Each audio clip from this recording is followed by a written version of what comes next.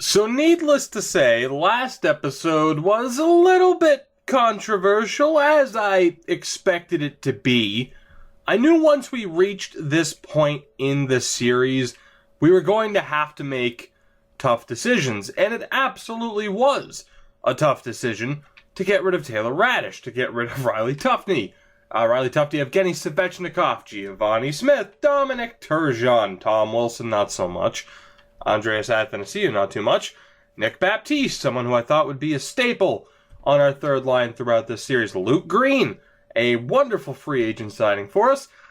And probably, first and foremost, Tristan Jarry, at least the most important guy on the list. No matter what I did, whether last offseason or the offseason that we just completed, we had tough decisions to make, is the point.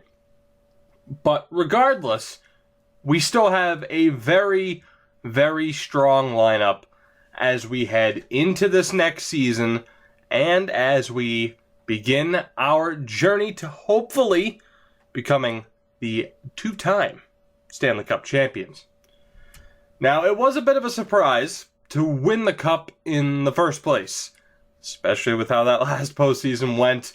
Some crazy, crazy moments. But I do feel like we're in the best spot that we've been in here. I'll even get you a look at some stats. Keep in mind, I have changed some player types. Now, I don't put too much stock into, like, I gotta make sure I have like a playmaker, a sniper, and a sniper on the same line, or playmaker, power forward, sniper.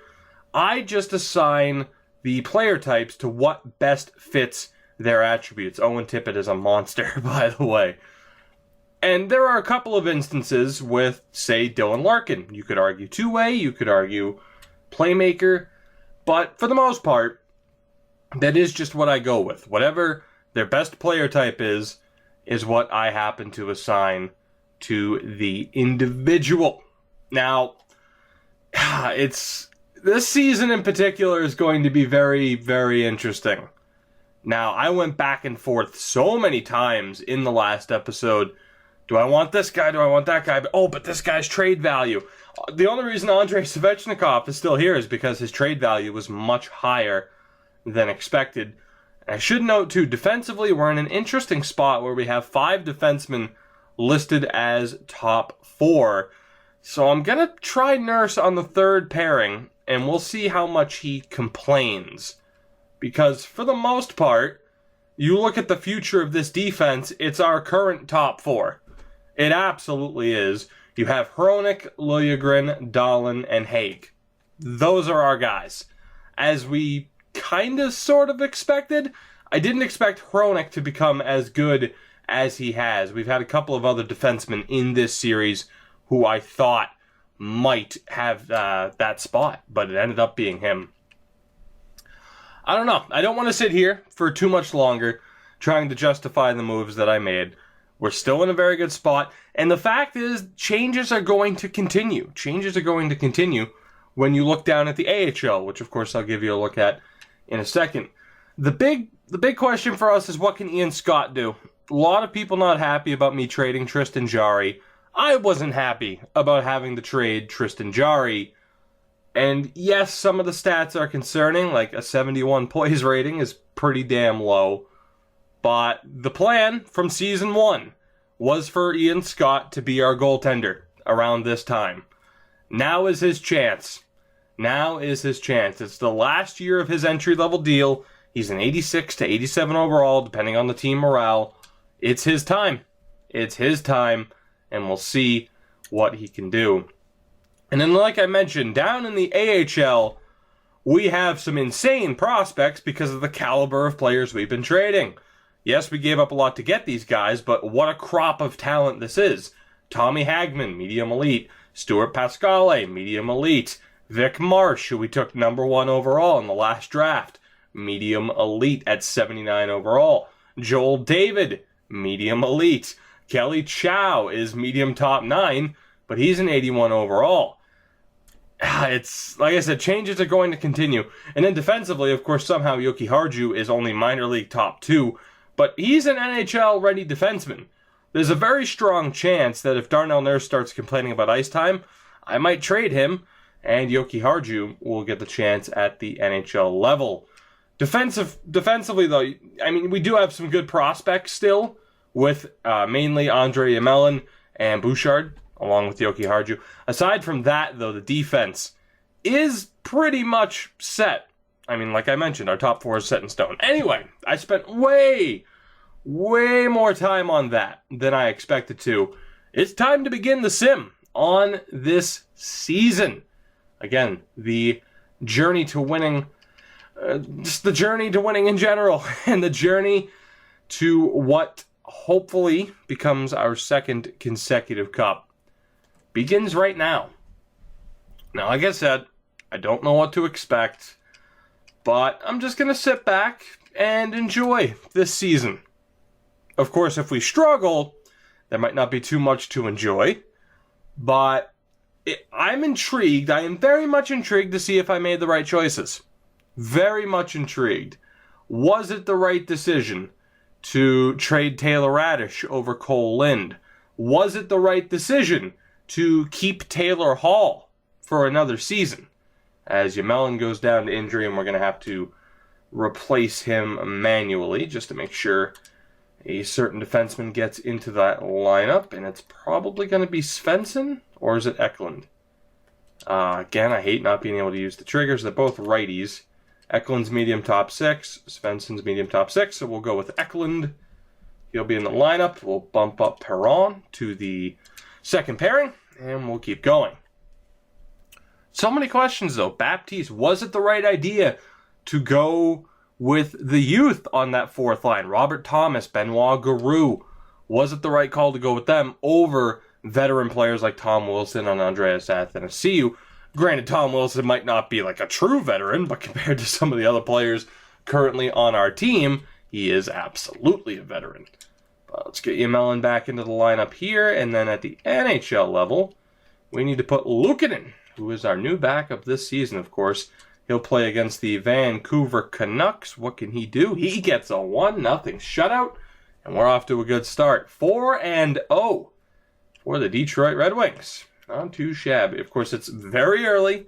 Very, very early. But, again, this could be a big season for us. If Darnell Nurse is all right with being a third-pairing guy, if Dylan Larkin, who you guys know, I very much expected to trade Dylan Larkin, and he hasn't done too much so far this season, but I absolutely expected to trade him.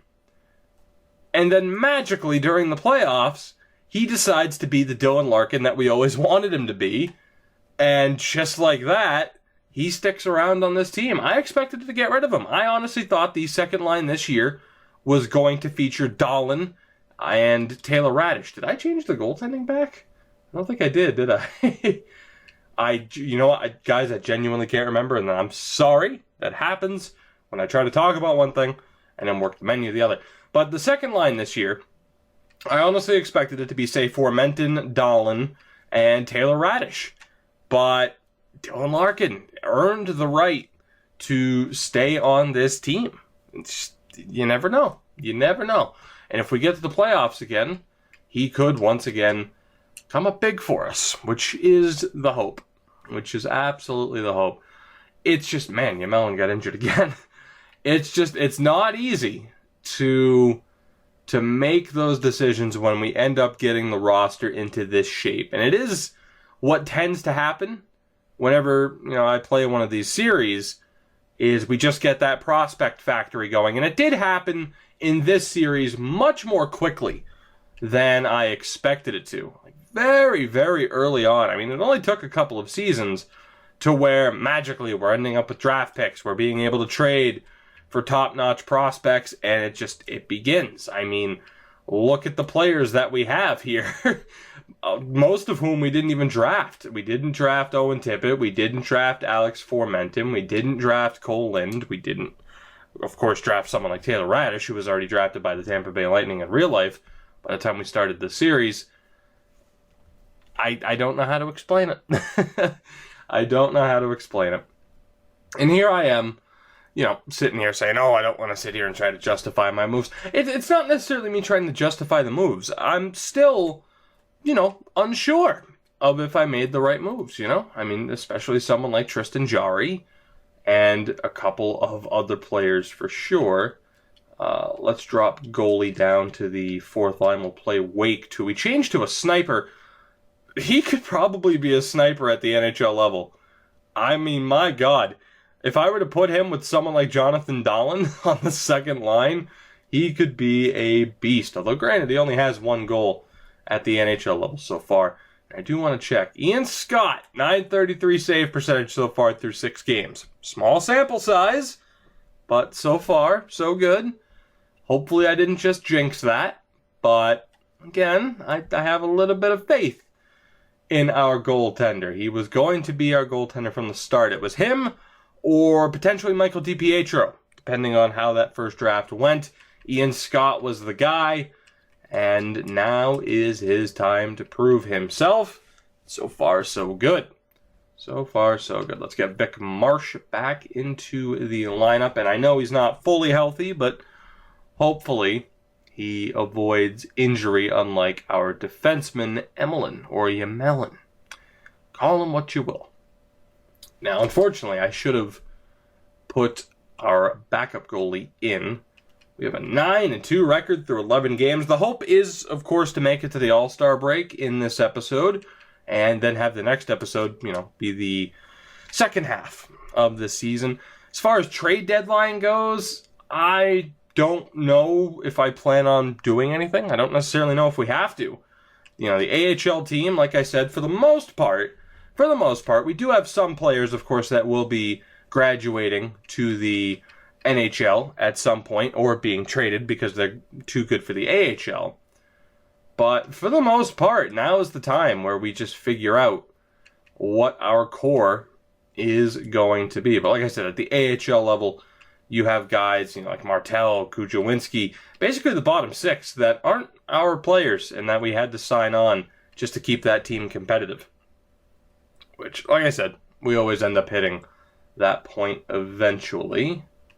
So Ian Scott is back between the pipes, and we're going to be able to sim pretty much the rest of the month. We only have one more back-to-back. Philly is struggling so far, so we'll look to play Scott up to that game, and we'll hope for the best. Grand Rapids, a decent record early on. Hopefully they can keep that up.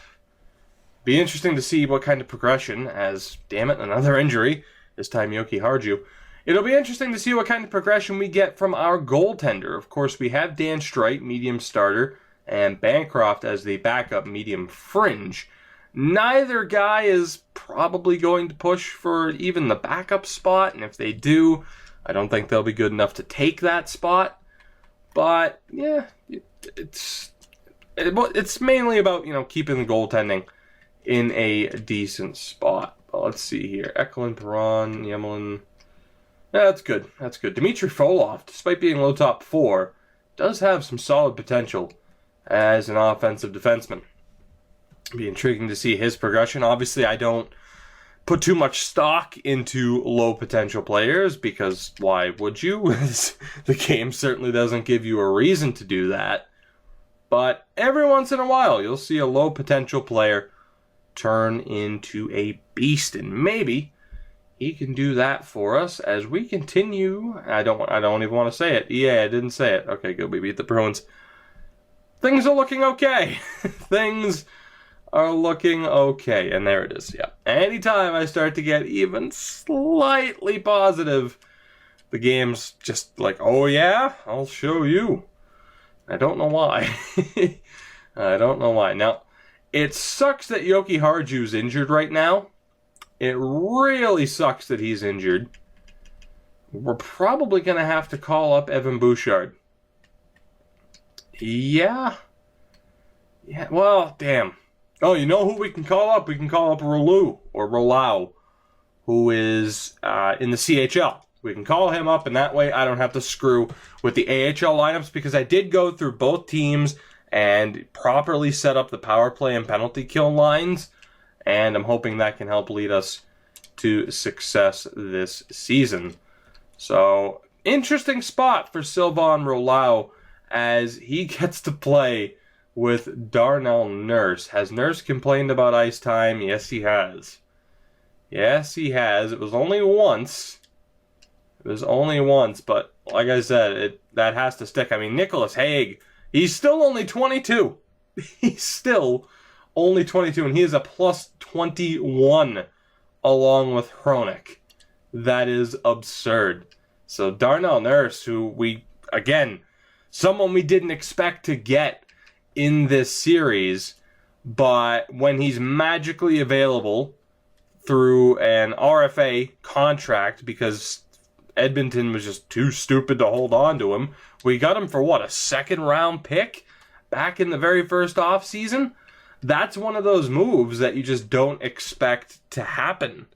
And it changes the course of your series. Same with the Taylor Hall signing. Didn't expect to get him. It's just, you never know. You never know. We had the set plan of just going with the prospects. Like I said, I thought Baptiste was going to be a permanent member of this franchise moving forward. I thought Giovanni Smith was going to be a staple of this series, hanging around on the third line, maybe even pushing eventually for a second line spot. I thought that's how it was going to go. Things don't always go as you plan. That's just a generalized statement, I would say. But unfortunately here, Rouleau, I'm not sure. I think it's Rollo, some people were saying. But again, I'll just call him Sylvan. That's the second guy in one of my series. It's like, fuck it. Calling you Sylvan. Unfortunately, though, for him, he's going to have to be sent back. He did go up in overall point. He was the 4th overall pick from the 2020 draft by the Capitals. I mean, I wonder if he'll still progress if I just leave him scratched. You know what? For now, we'll just leave him. We'll have Saariarvi, of course, back in the lineup. But for now, let's just keep him scratched and see what happens from there. Now, Stride's struggling a little bit, and he hasn't really progressed. So let's have Bancroft down in Grand Rapids. We do have 90 locker room chemistry as well, so the team is gelling. 22 games into the season, a long way before we can declare this a success, but we've gotten started off on the right foot. So we'll see if Sylvan starts to complain about the lack of ice time. I mean, obviously he was going to lose morale for being scratched, but we'll see if he starts to lose morale for ice time, and if he starts complaining, we'll send him back to junior. And honestly, we do have contract spots, I believe. I think we have at least 1 or 2. I could go out and sign a free agent defenseman that's like an 82, 83 overall and just keep him on the NHL roster. That way I don't have to work with the, call-ups and all that stuff, because that is very time-consuming. 5-game winning streak. Damn. 22-5-1. 22-5-1. I'm not sitting here saying, oh, look at that, guys, I made the right decision. It would have been very hard for me to end up with a team that wasn't performing at a high level because of the talent level of the players we were deciding between. I mean, Cole Lind, Taylor Radish, you can't go wrong. You can't go wrong. And Cole Lind, he only has a goal this year, but he's a plus 11. And he is a more defensive player. Like, he has really good shot power. Everything else is just kind of meh. But that's perfect for a third-line guy. Absolutely. Kailer Yamamoto could be a playmaker. We have him as a two-way. 6 goals, 17 assists. Look at that from our third line. Look at that, man. That's beautiful. We couldn't have hoped for anything better. And the fact that Andrei Svechnikov has 17 goals and is shooting 23% in his rookie year, that's insane. That is absolutely insane. Now, how's Ian Scott doing? And Ian Scott, .931 save percentage. Will he be able to get it done in the playoffs? I can't say for sure, but what I know so far is that this season, he is carrying the weight. And that is what we were hoping for. As Luukkonen goes down to injury. It's only for a couple of days. That's fine. We do have the proper amount of goaltenders signed. I'll actually call up... Yeah, we'll call up Bancroft. We'll have Bancroft be the backup. I mean, Strite will take the starting job. But so far, so good from this team. But like I said, odds are we were going to end up having a very good team this season anyway. It was nearly impossible for me to screw that up. I don't think anybody could have screwed it up. I could have handed the controller to my 5-year-old niece and just said, hey, hit buttons. And she could have traded Taylor Hall. She could have traded Hischier. And we still would have ended up having a pretty damn good team. It's just the way it was going to go, as Vic Marsh has already jumped to an 82 overall. He hasn't done much in terms of point total, but that progression from him is fantastic. And you know what? We're already here. Taylor Hall, yes, the contract is still concerning. Absolutely. But the fact that we had to sign David Backes for this season, we still have like $18 million in cap space. It might not be as big of a problem as we think it's going to be. And the fact is, he's still a monster. Plus 24 with 28 points. Nico Hischier is a monster. He is a beast. What a player. And then Owen Tippett, 10 goals, 29 assists. Just unreal. That top line is filthy. Second line, our first disappointment, Alex Formenton. Now, a couple of other guys we possibly could have kept over him. We decided to keep him. That's somewhat disappointing. Dylan Larkin, 17 points. Again, I mentioned how he could be a playmaker. We have him listed as a two-way. That's not, 17 points isn't awful. Jonathan Dahlin at least has 25. So, maybe disappointing so far from Formenton and Larkin, but we're winning. The third line's looking good, as is the fourth line. I'm happy with that. 8 points from Thomas. You have 17 from Pettersson. Is it Peterson despite the double T? I'm not sure. And no one's bothered to correct me yet, so I guess it's Pettersson. And Benoit Giroux has 10 points, or 10 goals at least. So far, Formenton and Larkin, perhaps a bit disappointing. And the thing you got to remember here, guys, is I have draft picks. And I still have these players. If we decided, and it is a little bit cheap. It would be a little bit cheap. But if we decided that I made a mistake, I could go out and trade for Taylor Radish again. I could go out and pick up Nick Baptiste again. I mean, yeah, is it, it's not realistic to go back. It is what it is, right? If we decided that, hey, maybe Formenton isn't the guy, maybe we should have gotten rid of Dylan Larkin. Maybe that playoff performance was just a fluke. If we decide that's the case, we can go back and fix it. We can go back and pick somebody up that can actually get the job done. Now, unfortunately here, Luukkonen's not fully healthy, so Ian Scott is going to have to play this next game against Washington. Is Luukkonen fully healthy? Hopefully. Because otherwise Bancroft has to play. Good, he is fully healthy. So we'll get him in against the Carolina Hurricanes, who have a pretty good record so far. But like I said, a lot of different moves still on the table. This team is far from set in stone. Let's see here. Bancroft. Apparently we'd be below the cap, really. Oh shit, I guess we don't have Backes called up? Or do we? Why would we be below the cap? That doesn't make any sense. That doesn't make any sense. Why would we be below the cap? Alright, well, you know what I'll do? Wow, Adams jumped up to a 76 just by being the backup. Holy shit. I don't understand why we'd be below the cap here. I don't get it. That wasn't an issue before. Well, what do I want to do here? I guess I could just leave him there? Here, can I just call up Lapalainen? I mean, Lapalainen's never going to play, so we'll just keep him on the roster. Again, this is what I was kind of talking about with just I could sign somebody else. But let's see here. I need to go to goalie. We need to get Luukkonen into the lineup. He'll play the next game, and then down at the AHL level.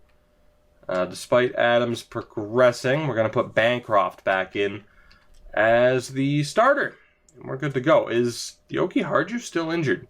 Yes, he is. Wow. That's a pretty big injury. But the defense is carrying on for the most part. Surprisingly, Bouchard is the only minus player. But let's see. Luukkonen against the Carolina Hurricanes. We're currently on 51 points. What will we be at the end of this game?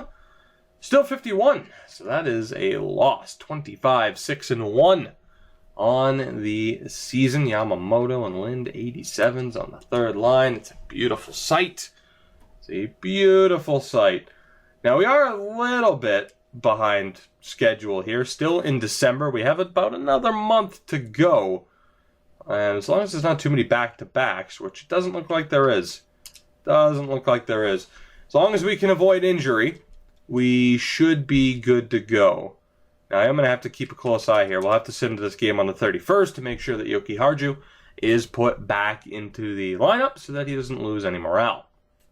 Aside from that, we should hopefully be free and clear to get a ton of simming done here so that we can end this episode in a timely fashion. Not that people mind the marathon episodes.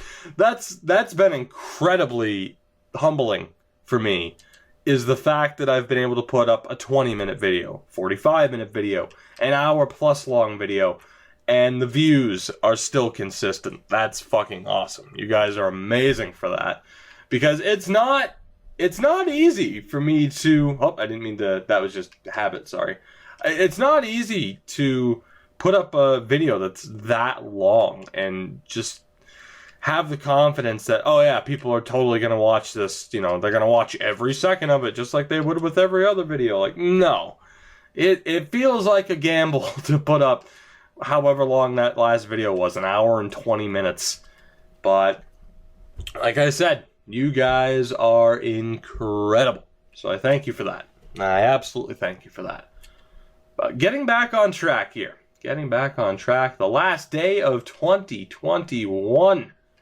Oh my God. We get 2 more games here for Ian Scott. And taking a look at Grand Rapids, they're doing all right. 17-9-3. Now 17-10-3. I'm sorry I brought it up.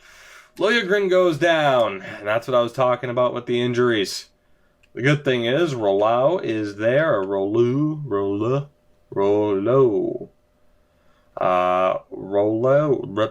Sylvan! And he will slot into the lineup. Because of that, Darnell Nurse will get back into the top 6. Haig. Oh, Nicholas Haig. He's an 88. I don't know what Cal Foot's looking like on Boston. I'm happy with the Nicholas Haig pick from the first season. 100%. Now, let's get Luukkonen back in, and we put Yoki Harju back in already. Yes, we did. So we got Luukkonen in the next game. I was originally going to play him against the Western Conference team, but he can play against the Rangers. Although Liljegren will probably be fully healthy before this game. I got to spam the B button, hope it doesn't sim it. Is Liljegren fully healthy? No, he's not. Thank you. I'm glad you took that extra night off. That is going to be beneficial. 6-5 win over the New York Rangers. Sweet. I don't think Liljegren is still fully healthy. We're on 63 points, and we're not even at the All-Star break. So, Ian Scott back in the goal here. Liljegren not fully healthy, so Sylvan will stick around. We did lose a bit of team chemistry, but that's all right. That is all right. So let's see here. We will sim up to this game against the Islanders. We'll have to edit the lines again really quickly because Liljegren, of course, will be fully healthy, as you see the notification there. We have quite a few games left, actually. The All-Star break is on the 30th. So, a couple more minutes here. A couple more minutes, then we'll take a look at the stats, take a look at just the standings in general, and we'll take it from there. So, Darnell, I'm sorry, you are having a pretty good season. But you're back to the third pairing. And by having pretty good season, I mean you're still an 89 overall, and you haven't plummeted in overall due to the morale system from you playing on the third line, or the third pairing. So that's wonderful. What a team player Darnell Nurse is. Now, Montreal, of course, divisional rivals, so we'll let Luukkonen play against the Pittsburgh Penguins. The unfortunate thing is, I don't remember where I sent every player, so I might not get a look at, like, oh, here's what Baptiste has done, here's what Radish has done. I'd like to do that. I don't know, maybe I'll scroll through all 30 teams. I mean, we're approaching a half an hour here anyway.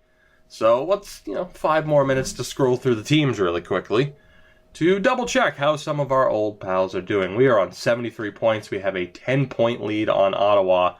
44 games into this season. Fantastic. I want to look at these stats so badly, especially for Ian Scott. But we won't do that yet. Let's get to the All-Star game. So here we go. Luukkonen's last game of the episode, and Nico Hischier goes down for a couple of weeks. Yep, that's troubling. That's the only word for it. That is troubling. Damn. I mean, obviously, wow, Vic Marsh is up to an 84? Are you kidding me? What a beast. What a beast. Now, I could easily call him up. I don't necessarily know if I want to. Yeah, let's call up Vic Marsh. Let's do it. Let's get him some time at the NHL level. I'm going to have to pay somewhat close attention here. I will just outright replace Nico Hischier's time with Vic Marsh. It's a bit dangerous because that means Marsh is going to be like on the top line power play, but we can deal with that for a few weeks. I am going to drop him down to the... Oh, hold on. How's Larkin doing? How's that second line doing at least? Not great, but not terrible. You know what we'll do? We'll bump up Jonathan Dahlen. That's much better. We'll bump up Dahlen. I'll have Vic Marsh on the right-hand side, and hopefully he and Formenton can find a bit of chemistry. So there we go. Easy solution. We get Jonathan Dahlen up on the top pairing. And then down in the AHL, I think this will open up a spot for Sheldon Goalie to get some time. Fantastic. And again, we'll drop him down to the fourth line. That's looking good. That's looking good. All right, sweet. So a little bit of a hiccup there with the injury to Hischier, but overall I think we'll be okay. Hopefully we can stay injury-free for the next week, just so that we can get to the All-Star break and take a look at some stats.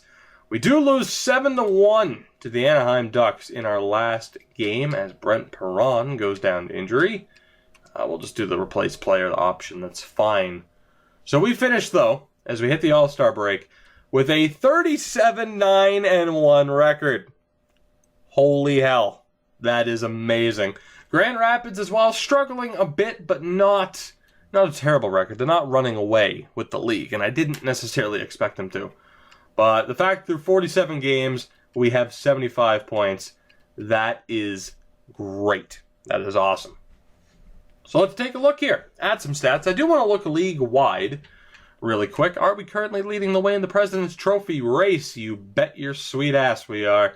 47 points, 5 games at hand on our division rivals, Ottawa. Damn. 79.8% for point percentage. Goals for, by far, the highest average. Just killing the Bruins right now.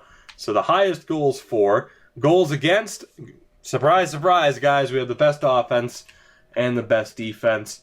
We have one of the league's top power plays at 23.4%.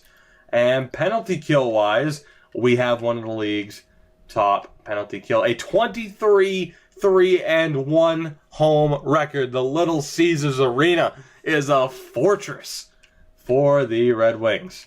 Not too shabby at all. And down in the AHL, Grand Rapids in second in their division. Things are looking good for this franchise as a whole. Let's take a look at our stats, the league-wide stats, and we'll take it from there. Owen Tippett, 51 points in 47 games. My God. Now, here's the thing. His shooting category is amazing, but keep in mind, he has 92 passing with 99 offensive awareness. So I could very well switch him to a playmaker. I'm not going to. I'm just saying. Sniper, playmaker, it doesn't matter. He's going to put up points. What an amazing player. Nico Hischier, point-a-game player, 46 points in 45 games. Taylor Hall, 39 points in 47 games. That's, he slowed down a little bit for the latter half of the episode, but that's still a good point total. Hronik on 36 points, he's a plus 30. Jonathan Dahlem at 35 points, not too bad. Kaler with 34. Dylan Larkin, only 29 points on that second line. Now again, like I've mentioned, you could change him to a playmaker. He's not a master of anything, aside from deking and the fact that he's a good skater, which is why I have him as a two-way. But keep in mind, last year, he only had 39 points, so he's well on his way to beat that pace.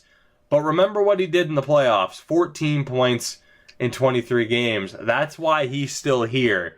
So can we forgive him for that slow of a start? I think we can. But you factor in if we were to potentially trade him, we could easily move Jonathan Dahlem over to that center spot and maybe bring somebody back into the fold that we got rid of. I don't know. Again, we have options. Sorry, Arby, 29 points, 28 for Liljegren, 28 for Svechnikov. Not too bad. Pedersen on 24 points, Lind on 21, Guru with 19. The most disappointing player this season so far, Alex Formenton, 17 points. The only minus player on our team, aside from Sylvan, who's only played 4 games and is a 75 overall. Formenton, very much disappointing. It is his rookie year. Would we want to give up on him? I don't necessarily know about that.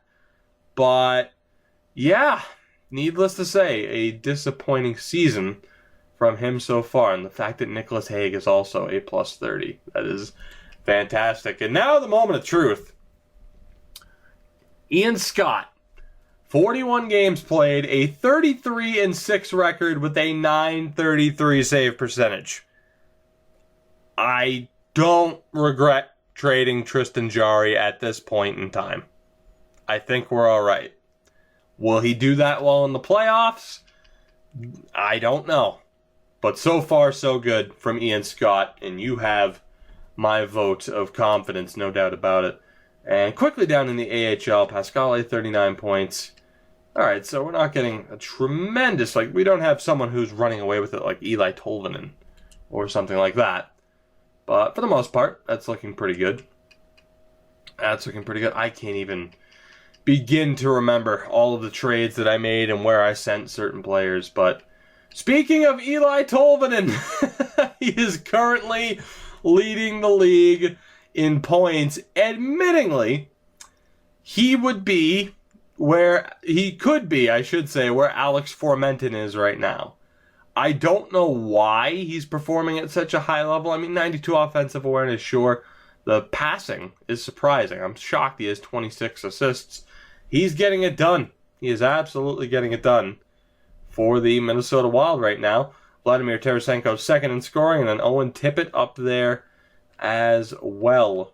Let's see, anybody else? Brock Besser, 86 overall, is up there. I was hoping to see a familiar name, but that hasn't happened yet. You got that Eric Simpson guy from Boston.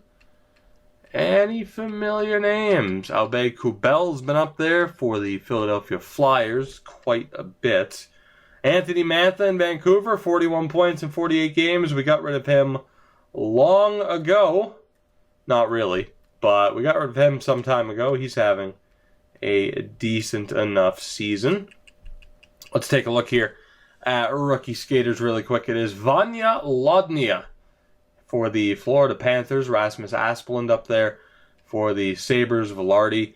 Riley Tufte, sent him to Tampa. He has 36 points in 48 games. Yeah. I mean, factor in if we kept him, maybe Svechnikov would be on the second line. He'd be on the third line, and he'd be doing relatively well, I would still assume.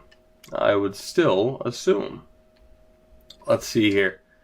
Anybody else? We didn't have Marcus Davidson in this sim. There's that guy, Tony Shing, from the 2019 draft, in 83 overall. And nobody else, at least for names that I've traded somewhat recently. Rookie goalies. You have Biggs, Michael DiPietro, speak of the devil. But, yeah, interesting rookie race. You know what? I mean, all right, first of all, I'm going to look at AHL scoring. I want to see who leads the league there, because obviously Eli Tolvanen did it last year. Let's see. And it's actually Zach Smith playing for the Manitoba Moose. Dmytro Timashov is there. Alex Dosty, Rudolph Balcers. Interesting. Nobody incredibly surprising. Brady Tkachuk is actually still down in the minors. Tempted to pick him up at certain points, but he was listed as a fourth-line guy. Granted, he would be perfect for our fourth line right now. To put him on the fourth line rather than Elias Pettersson would have been perfect. And I'm actually surprised I didn't go out and get him. He would have been a nice pickup. Maybe something we could still do. Although it's not like Pettersson is having that bad of a season. He's actually doing relatively well. But let's see here. Dallas. Did we make any moves with Dallas? I don't think we did. At least I don't see anybody up there in scoring that I would have been concerned about getting rid of. Same thing with Columbus. Malta Stromwall in Colorado has 39 points. I guess you can just kind of treat this as, hey, who's your favorite team's top scorer? While I look for certain players that we traded away.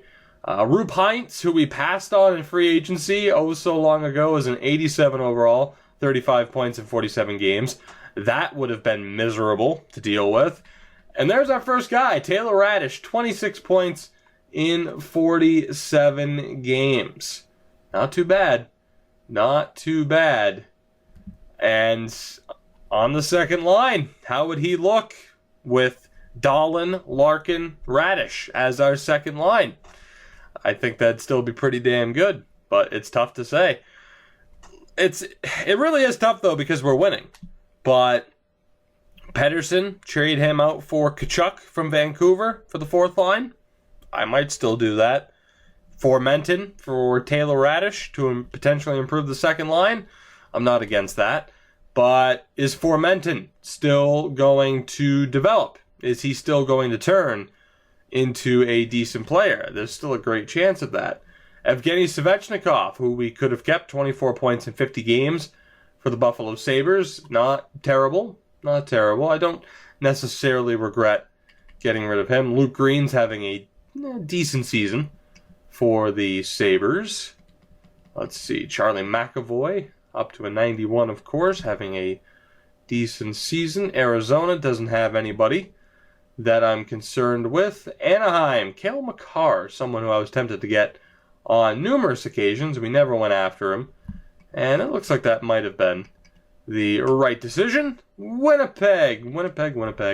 Roslovic, not too bad. Vorobiev, not too bad for them. The Washington Capitals have Kevin Fiala. They also have Cristobal Nieves and Andre Palat. That's a very interesting Caps team. Athanasiou, 25 points in 50 games. Way to go, buddy. Way to go. I am happy for you. Wow, they had Ryan Suter as well. Vancouver, interesting team. Radek Faksa, of course. He has 20 points in 48 games. Christian Vesalainen, who we looked at quite a bit as a potential pickup.